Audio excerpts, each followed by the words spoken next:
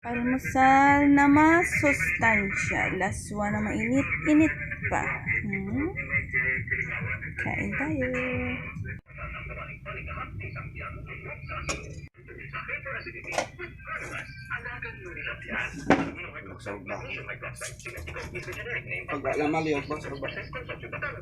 Luluto tayo ngayon ng laswa. Laswa ang very fresh na gulay ng Ilonggo. Luluto lang siya sa tubig na may halong kalkag. Pakuluan lang yan. Yun na, timplahan lang ng asin. Patola, ang talong na 1 piraso. Ito sili, kamati, sibuyas, kalabasa, talbos kamote at malunggay. Ito lang ang laswa natin. Ilalagay natin ito. Kumulo na ang tubig na pinakuluan na may kalkag. Tulog lang natin siya. Meron din yung luya.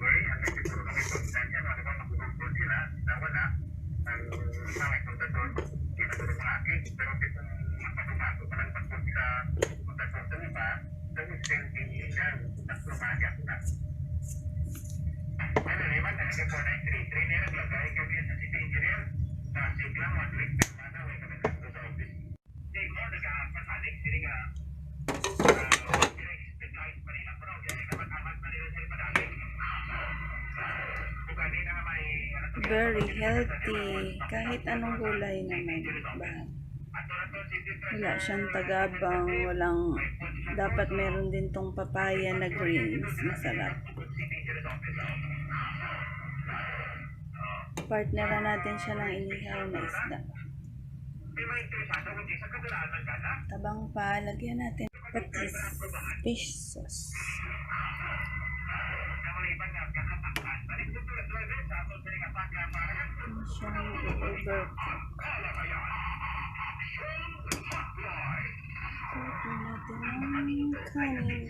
Natin sa laswa.